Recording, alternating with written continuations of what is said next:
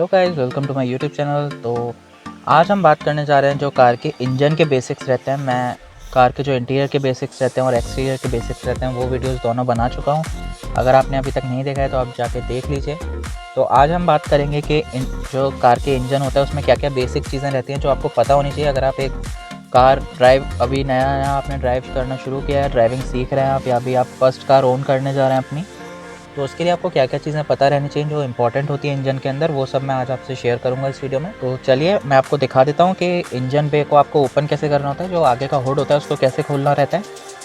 तो सबसे पहले हमें जो आगे का इंजन का हुड है उसको खोलने के लिए हमें क्या करना होगा, यहाँ पर एक लीवर दिया रहता है आपकी कार में। तो ये जो लीवर दिया रहता है इसको हमें पुल करना होता है आगे की साइड। तो कुछ मैं आपको दिखाता हूँ। तो यहाँ पर एक लीवर दिया रहता है, आप देखेंगे जैसा कि जहाँ पर आपका हुड बना रहता है, कार का हुड बना रहता है, खुल रहा है यहाँ से। तो आपको बस इसको जस्ट पुल करना है और इसका लॉक जो है वो खुल जाएगा, जो आपका इंजन बे का लॉक होगा। अभी आपको जो कार का इंजन है उसको कवर को खोलने के लिए, जो इसका हुड है उसको खोलने के लिए यहाँ पर एक लॉक रहता है, जैसा आप देख सकते हैं येलो कलर का है। तो इस लॉक को मुझे क्या करना है, जस्ट स्लाइड करना रहता है इस साइड। कुछ कार्स में बीच में रहता है, कुछ कार में ऊपर करना रहता है उसे, कुछ कार में साइड में स्लाइड करना रहता है। तो मेरी में स्लाइड करने वाला है, तो मैं इसको ऐसे स्लाइड करके हुड को उठाऊंगा। तो अभी ये मेरा हुड उठ गया है। ये जो लॉक मैं बता रहा था आपको वो स्लाइड करने वाला यही है। तो अभी मुझे क्या करना है, इस हुड को होल्ड करने के लिए इसकी जो स्टिक है जिस पे होल्ड होगा उस स्टिक को लगा देना है इस हुड पर। जो इसमें ब्रैकेट दिया हुआ है यहाँ पर, जहाँ पे आप एरो देख सकते हैं, ऐसा एरो आपको मिलेगा जहाँ पर भी ये स्टिक लगती है आपकी, जो हुड को होल्ड करती है। और अगर आपकी कार में हाइड्रोलिक स्ट्रट्स लगी हुई हैं यहाँ पर, तो फिर ये अपने आप आपका हुड है जो वो अपने आप रुक जाएगा। और अगर आपके हुड में स्टिक है तो आपका जो एरो रहेगा वो इधर साइड कहीं रहेगा, नीचे की साइड। तो उस पर ऐसा एरो बना रहेगा जहाँ पर भी आपका जो स्टिक से हुड को आप रोकेंगे उसका। तो अभी मैं इसको लगा देता हूँ। तो अभी मैंने हुड को जो इसकी स्टिक थी उस पर हैंग कर दिया है। तो जब भी आप इसको हैंग कर लें, एक बार हुड को हाथ से हिलाकर ज़रूर देख लें, कि हल्का से हिलाकर देख लें कि निकले ना यहाँ से, उससे आपको चोट भी लग सकती है। तो इसको कभी भी इंजन में कुछ भी आप चेक कर रहे हैं, कुछ काम कर रहे हैं, तो इसको हल्का से हिला के देख लें जब भी आप इसको स्टिक पे हैंग करें तब। तो अभी मैं आपको बता देता हूँ जो कार का इंजन का बेसिक्स रहते हैं आपको। तो आप देख लीजिए कुछ इस तरीके से कार का इंजन आपको दिखता है। तो ये डीजल कार है। तो अभी मैं बताता हूँ आपको, शुरू करता हूँ जो इंजन के बेसिक्स रहते हैं। तो चलिए मैं आपको बताता हूँ। जो पहली चीज़ आपको हमेशा चेक करनी रहती है वो क्या चीज़ चेक करनी रहती है और उसकी क्या पोजीशन रहनी चाहिए, कितना लेवल रहना चाहिए उसका। तो वो चीज़ें मैं आज आपको बताता हूँ। तो गाइस सबसे पहले बात कर लेते हैं, जो आप लेफ़्ट साइड में देखेंगे या राइट साइड में आपको ये ऑरेंज कलर का फ्लूइड सा दिखेगा। ऑरेंज हो सकता है, ग्रीन हो सकता है, ब्लू भी हो सकता है। तो इसको बोलते हैं कूलेंट। ये कार का कूलेंट होता है। ये जो हेल्प करता है आपके जो कार का इंजन है, जब आप कार को चलाएँगे तो पूरे इंजन को जो है ये गर्म नहीं होने देता, ज़्यादा ओवर हीट नहीं होने देता। तो ये ठंडा करता है, ये कार को ठंडा करने के लिए होता है बेसिकली। इसको कार का जो इंजन है उसको कूल डाउन रखने के लिए रहता है। और ये जो इसमें फ्लूइड होता है ये पूरे इंजन में आपके साइड्स में चलता है। तो जो भी इसकी हीट होती है वो उसको इस फ्लूइड के ज़रिए, इसकी जो हीट होती है वो इस रेडिएटर में ट्रांसफ़र होती है। और ये रेडिएटर में जब आप कार चलाते हैं तो हवा लगती है, तो ये आपकी कार को जो कूल डाउन करता है, इस लिक्विड को वापस से कूल डाउन करता है, वापस से बॉटल में आके फिर ये वापस से इंजन में जाता है, फिर उसकी सारी गर्मी को ये रेडिएटर पर लाता है। और ऐसे करके ये प्रोसेस चलता रहता है कूल डाउन करने का इंजन को। तो ये आपका कूलेंट बॉक्स होता है। इसमें मार्किंग रहती है आपकी, कूलेंट बॉटल होती है जिसमें कूलेंट आपका रहता है। तो उस पर आपको मार्किंग मिलती है मिनिमम और मैक्सिमम की। तो आपको ये कैसे चेक करना रहता है, तो आप कभी भी अगर आपको कूलेंट चेक करना हो तो आप मॉर्निंग में कीजिए, जब आपका इंजन 6 घंटे तक, जैसे आपने कार रात में स्टॉप किया है तो 6 घंटे तक आपका कार का इंजन है वो चालू ना हुआ हो, तब आप कूलेंट चेक कीजिए। तो जो उसका एक्चुअल लेवल होगा वो उसमें आपको दिखा देगा। तो अभी जैसे मैंने कार थोड़ी बहुत ड्राइव कर ली है तो ये जो मैक्स लेवल था उससे ऊपर आ गया है। तो जब भी आपकी कार खड़ी होगी 6 घंटे तक, तब उसके बाद इसका जो एक्चुअल लेवल होगा ये वहाँ तक आ जाएगा। तो मेरी में अभी एक्चुअल लेवल है जो वो इस मार्किंग पे है, और उससे कम नहीं होना चाहिए, उससे ज़्यादा नहीं होना चाहिए। ज़्यादा होगा तो चलिए एक बार को ओवरफ्लो का इसमें दिया रहता है सिस्टम, तो वो निकल जाएगा, बट उससे कम नहीं होना चाहिए। अगर उससे कम है तो उसको तुरंत के तुरंत टॉपअप कर लीजिए। ऐसी बॉटल किसी कार्स में यहाँ पर दी होती है, कूलेंट का जो बॉक्स होता है, तो उसमें डिपस्टिक वाला सिस्टम रहता है। उसमें आप उसकी बॉटल में ऐसे मार्किंग नहीं दे सकते, तो उसमें आपको एक डिपस्टिक दी जाती है, उसमें आप कूलेंट का लेवल चेक कर सकते हैं। उसकी डिपस्टिक पे मार्किंग रहती है। मैंने आपको कूलेंट के बारे में समझा दिया, कूलेंट का क्या काम रहता है, और ये चीज़ आपको चेक कर लेनी चाहिए वीकली। आपको ये जो भी मैं चीज़ें बता रहा हूँ ये आपको वीकली चेक करते रहना चाहिए अपनी कार के अंदर। तो इससे आपकी कार की जो भी आपके फ्लूइड अगर कोई कम हो रहा हो तो आप उसे टॉपअप कर सकते हैं, अपनी कार के जो इंजन है और कुछ ब्रेकिंग सिस्टम इन सबको बचा सकते हैं। लॉन्ग लाइफ के लिए आप अपनी कार को अगर मेंटेन रखना चाहते हैं तो आप ये सब चीज़ें वीकली एक बार ज़रूर चेक कर लीजिए। और जब आप लॉन्ग ड्राइव पे जाने वाले हों तो इन चीज़ों को ज़रूर चेक कर लीजिएगा घर से निकलने से पहले। जो ये वाली बॉटल रहती है जिस पर .4 लिखा रहता है, ये आपकी रहती है, ये होती है ब्रेक ऑयल। तो एक चीज़ और मैं आपको कूलेंट की बता दूं कि कभी भी इसकी बॉटल को आप गाड़ी चलाने के बाद गलती से भी मत खोलिएगा, क्योंकि इसका यहाँ पर रहता है एक कैप और एक कैप रहता है रेडिएटर पे। तो मेरी कार में रेडिएटर वो अंदर है तो इसका कैप इस पर यहाँ पर नहीं दिया हुआ है। कुछ कार्स में यहाँ पर रेडिएटर कैप भी होता है और ये कूलेंट बॉटल का कैप होता है। तो इन कैप्स को कभी भी आप कार चला कर आएँ तो गलती से भी मत खोलिएगा, क्योंकि ये बहुत ज़्यादा प्रेशराइज्ड हो जाती है अंदर की जो इसमें कूलेंट का जो रहता है। तो अगर आप इसको खोलेंगे तो सीधा ऊपर की ओर आपको थ्रो करेगा जो भी इसके अंदर पानी और कूलेंट था, उससे आपकी स्किन भी जल सकती है। तो जो यहाँ पर रेडिएटर कैप होती है और जो कूलेंट बॉक्स की बॉटल की कैप होती है, तो इसको कभी भी गर्म होने पर ना खोलें। अगर कार खड़ी हुई है, ठंडी हो रखी है, 3-4 घंटे से खड़ी हुई है, तो आप खोलकर नॉर्मली चेक कर सकते हैं, कोई दिक्कत नहीं है उसमें। बट इफ़ अगर आप कार ड्राइव करके ये कर रहे हैं तो ये बहुत ज़्यादा रिस्की हो सकता है आपके लिए।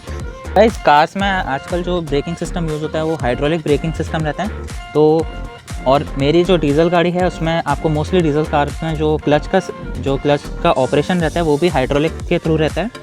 तो ये जो आपको .4 लिखा दिखेगा इस पर, ये ब्रेक ऑयल और क्लच ऑयल दोनों चीज़ों में काम आता है। यहीं से आपको ब्रेक के लिए सप्लाई मिलती है ऑयल की, और यहीं से आपको क्लच, जो आपकी कार का क्लच है उसको भी ब्रेक जो ऑयल होता है उसकी सप्लाई यहीं से मिलती है। तो ये हमेशा आपका जो यहाँ पर मैक्स लेवल दिया रहता है यहाँ तक आपका रहना चाहिए। आप देख सकते हैं यहाँ पर लिखा है मैक्स, तो ये इस लेवल तक रहना चाहिए। इससे अगर कम हो रहा है तो आप इसको टॉपअप कर लीजिए इस लेवल तक, और ज़्यादा ओवरफिल करने की ज़रूरत नहीं रहती, इसको बस आप मैक्स लेवल तक ही रखें। का पूरा ब्रेकिंग सिस्टम इसी ब्रेक ऑयल की हेल्प से ही काम करता है, पूरा ब्रेकिंग सिस्टम। तो ब्रेक ऑयल के लिए लाइंस जाती हैं जो हर कार के व्हील पे अलग अलग रहते हैं, और यही क्लच जो आपका क्लच के लिए कंट्रोल रहता है वो भी इसी ऑयल से ही आपका क्लच होता है वो कंट्रोल किया जाता है। क्योंकि आपका डीजल अगर कार है तो उसमें हाइड्रोलिक क्लच होगा, और अगर पेट्रोल है तो एक बार को उसमें वायर वाला क्लच भी हो सकता है, केबल वाला जो रहता है। तो मेरे कार डीजल है, इसमें हाइड्रोलिक क्लच है।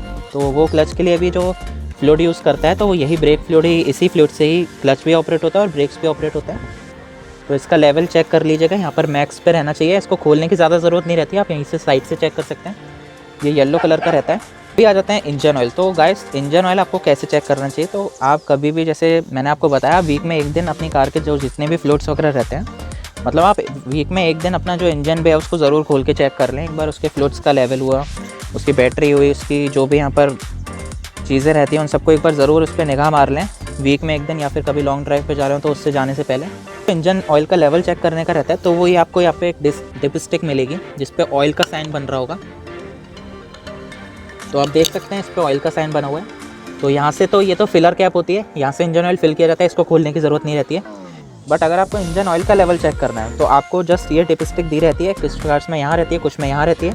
तो इसको आप जस्ट उठाकर देखेंगे तो इसमें मार्किंग दी जाती है। तो अभी आप देख सकते हैं ऑयल जो रहता है वो इस मार्किंग के बीच में रहना चाहिए, और ये आपको 2 मार्किंग मिलेंगी इस पर, एक फुल की रहती है और एक लो की। तो इस डिप स्टिक के बीच में ऑयल रहना चाहिए। ज़्यादा है तो कोई दिक्कत नहीं, बट इस मार्क से ऊपर नहीं जाना चाहिए। जो ऊपर वाला इसका टॉप वाला मार्क है उससे ज़्यादा ऊपर नहीं जाना चाहिए, बट कम है। अगर इस डिप स्टिक से कम जा रहा है, मतलब जो नीचे वाला मार्क है जो आपका ऑयल लेवल का इंडिकेटर का, अगर उससे कम जा रहा है तो इसको टॉप अप कर लीजिए आप तुरंत। तो यहाँ से आप कार का जो इंजन ऑयल है उसको चेक कर सकते हैं।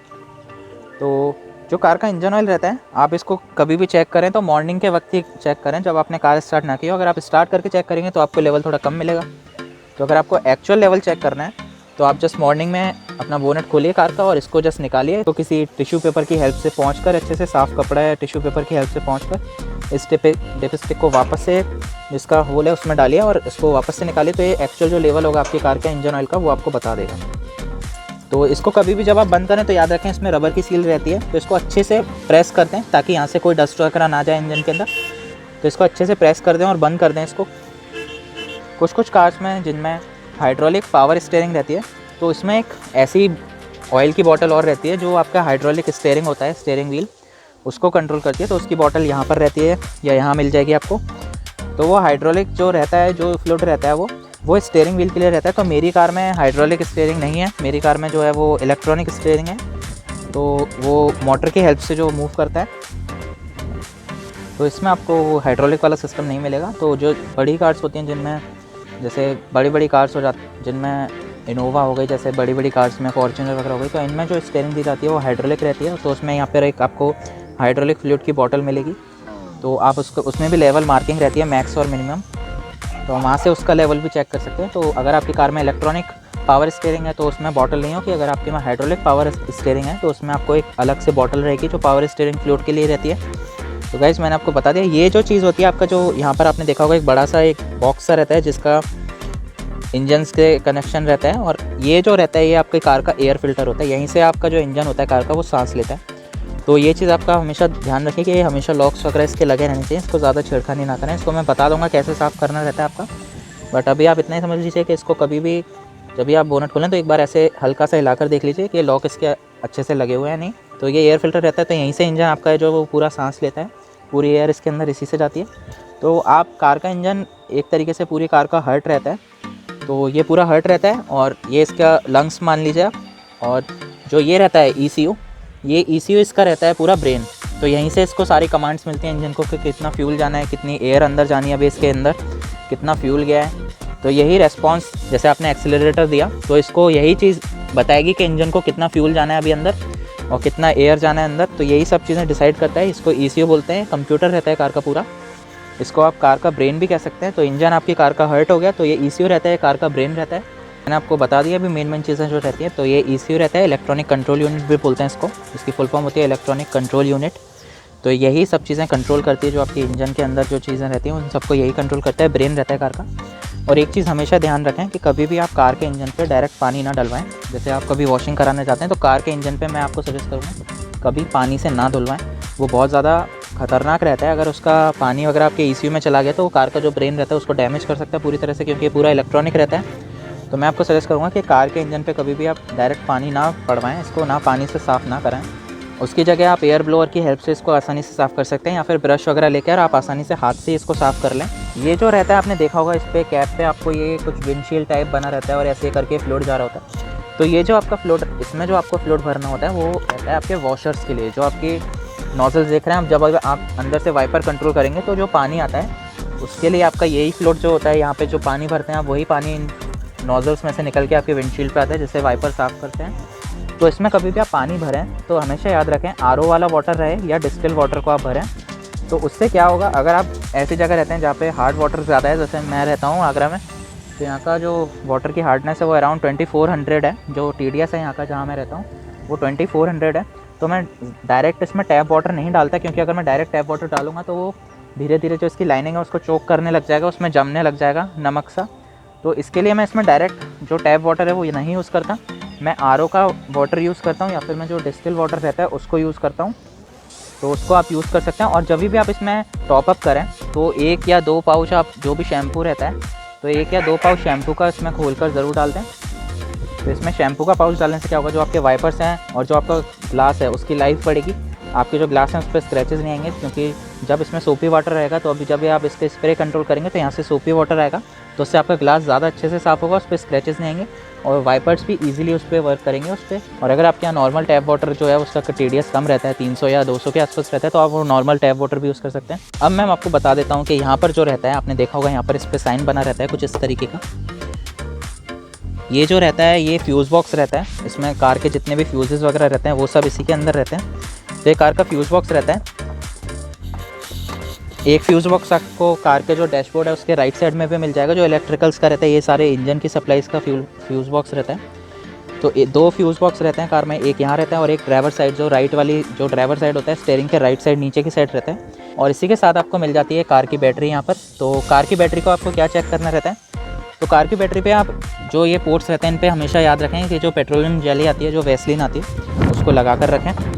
तो जो पॉजिटिव रहता है वो इसलिए कवर्ड रहता है क्योंकि नेगेटिव पॉजिटिव होने अगर टच हो गए तो ये शॉर्ट हो सकता है, तो इसलिए इसको हमेशा कवर में रखते हैं। कवर में आपकी कार में लगा होगा ये कवर इस टाइप का, या छोटा सा कवर रहेगा जो पॉजिटिव आपका ढका रहेगा, क्योंकि जो नेगेटिव रहता है वो पूरी कार की बॉडी पे रहता है और जो पॉजिटिव रहता है वो बैटरी के सिर्फ वायर के थ्रू जाता है। बट जो नेगेटिव होता है वो आपकी पूरी कार में जो रहता है वो नेगेटिव वायरिंग, जो नेगेटिव वाला पोर्ट रहता है पूरी कार से कनेक्ट रहता है। आप देख सकते हैं जैसे नेगेटिव की वायरिंग गई है तो एक कार की चैसी पे लगी है, तो ये कार की बैटरी रहती है। इसमें ही आपको एक इंडिकेटर टाइप दिया जाता है, आपकी कार में यहाँ पर होगा। तो ये इंडिकेटर में क्या रहता है, इसमें कलर्स के अकॉर्डिंग रहता है। तो यहाँ लिखा रहता है अगर आपकी बैटरी ओके है तो ग्रीन कलर का साइन रहेगा, तो यहाँ पर आप झाँक कर देखेंगे तो वो ग्रीन कलर का साइन रहेगा। और अगर आपकी बैटरी ख़राब हो गई है, चार्ज नहीं है, तो यहाँ ग्रे कलर का अपने आप इंडिकेटर जो है वो चेंज हो जाएगा, यहाँ पे ग्रे हो जाएगा। तो एक बैटरी का इंडिकेटर रहता है एक टाइप से, अगर आपकी बैटरी ओके है तो ये ग्रीन रहेगा, अगर डिस्चार्ज है या बैटरी में कोई प्रॉब्लम है तो ये ग्रे कलर का हो जाएगा। तो ये कार की बैटरी रहती है, जैसे पूरी कार के जो इलेक्ट्रॉनिक्स रहते हैं उनको पावर दी जाती है, कार के सेल्फ को पावर दी जाती है। आपको बता देता हूँ, जो ये चीज़ रहती है ये होता है रेडिएटर फ़ैन। तो ये रेडिएटर फ़ैन क्या करता है, जब आपने जैसे आप ट्रैफिक में कार चला रहे हैं, आपकी कार को प्रॉपर एयर आगे से है वो नहीं लग पा रही है, जो इसका रेडिएटर पे प्रॉपर एयर नहीं लग पा रही है, तो जब आप स्पीड में चल रहे हैं तो रेडिएटर पे ऑटोमेटिकली हवा लगेगी, वो अपने आप ठंडा होता रहेगा। अगर इस पर हवा नहीं लग पा रही है, आप ट्रैफिक में चल रहे हैं, तो क्या करेगा, रेडिएटर फ़ैन एक्टिवेट हो जाएगा। जब ये फ़ैन एक्टिवेट हो जाएगा तो आपकी कार खड़ी भी होगी तो वो यहाँ से अपने आप एयर सक करेगा और पीछे से जो हॉट एयर है उसको फेंकेगा। तो इस तरीके से रेडिएटर को ठंडा करता है। अगर आपकी कार ट्रैफिक में चल रही है या फिर अगर आपने एसी ऑन किया था तो ये रेडिएटर रहता है आपका। तो इस पार्ट को कभी भी कार के कभी कवर ना करें, इसको हमेशा ऐसे ही एक्सपोज रहने दें। कार को कूलिंग सिस्टम के लिए होता है पूरा एरिया। तो ये रेडिएटर लगा है, ये इंटरकूलर लगा है, इसी के पीछे कार का जो एसी का रहता है वो भी यहीं रहता है, कंडेंसर। तो इसको भी आप 2 या 3 महीने में एक बार पानी से, जब भी आप कार वॉश करा रहे हैं या कर रहे हैं, तो इस पर पानी का हल्का प्रेशर मार दें, ज़्यादा तेज़ प्रेशर ना मारें। तो इस पर हल्का पानी का प्रेशर मार दें, ज़्यादा तेज़ पानी का जो प्रेशर है उसको मारने की ज़रूरत नहीं है, इसके फिन्स टेढ़े हो जाएंगे। हल्का पानी के प्रेशर से इसका क्या होगा, जो मिट्टी वगैरह इसमें जमा होगी वो सब निकल जाएगी, जिससे आपकी जो कार है उसका जो कूलिंग सिस्टम है वो बहुत अच्छे से वर्क करेगा और अच्छी तरह वर्क करेगा। जो आपका कार का एसी की कूलिंग है वो भी आपको और अच्छे से फील होगी और ज़्यादा ठंडा फील होगा।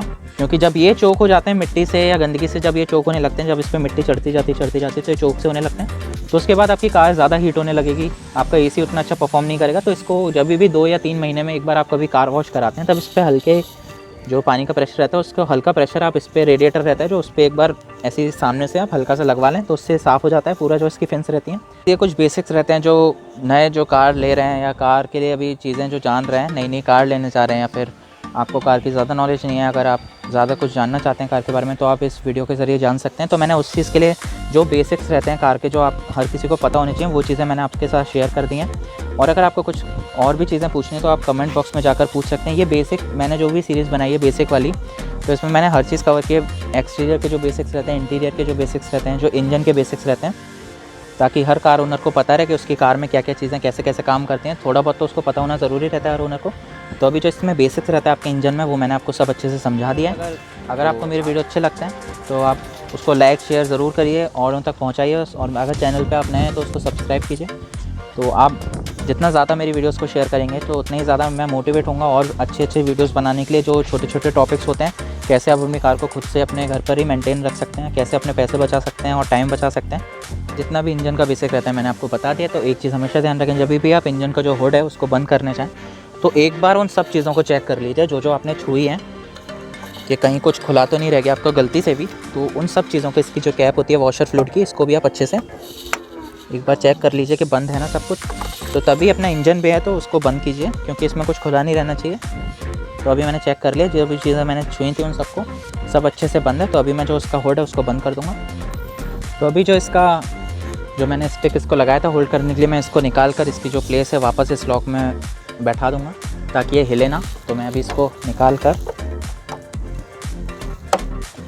तो मैंने इसके लॉक में इसको बैठा दिया। और एक चीज़ हमेशा ध्यान रखें, जब भी आप हुड बंद करें तो ऊपर से इसको ना फेंकें, इसको आसानी से प्यार से भी बंद कर सकते हैं। ऐसे करके बस इसको रखना है और आपको हल्का सा प्रेस करना है तो ये अपने आप लॉक हो जाएगा। जैसे आप गेट बंद करते हैं नॉर्मली वैसे ही बंद करना है। कुछ लोग होते हैं बहुत से कि इसको इतना ऊंचाई से फेंक देते हैं, कुछ होता है यहीं से छोड़ देते हैं, तो वो चीज़ गलत होती है। उससे आपकी जो जितने भी इसके लॉक्स वगैरह होते हैं वो कमज़ोर पड़ते हैं और ये ठीक नहीं रहता आपकी जो भी कार है उसके लिए, जो आपके बोनट के लॉक्स और हेजेस वगैरह हैं उनके लिए। तो इसको आसानी से आप प्यार से भी बंद कर सकते हैं। इसको जस्ट ऐसे रखें और हल्का सा दबा दें, और अगर ऐसे दबाने से बंद नहीं हो रहा है तो आप जस्ट इतनी ऊंचाई से इसको छोड़ दीजिए तो ये अपने आप बंद हो जाएगा।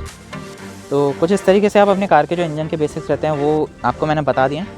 तो अगर आपको वीडियो अच्छा लगा हो तो लाइक और शेयर कीजिएगा ज़्यादा से ज़्यादा लोगों को।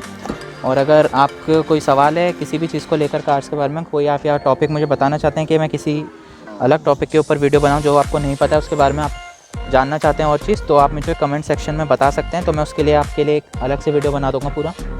तो थैंक यू फॉर वॉचिंग, और इसी तरह से मेरे वीडियो को आप आगे शेयर करते जाइए तो मेरे को मोटिवेशन मिलती रहेगी उससे कि मैं और वीडियोस आपके लिए और ज़्यादा चीज़ें जो रहती हैं, जो चीज़ें हर एक कार ओनर को पता होनी चाहिए, जहाँ से आप अपने बहुत सारे पैसे बचा सकते हैं वेस्ट होने से, तो मैं वो चीज़ें आपके साथ शेयर करता चाहूँगा। तो guys thank you for watching.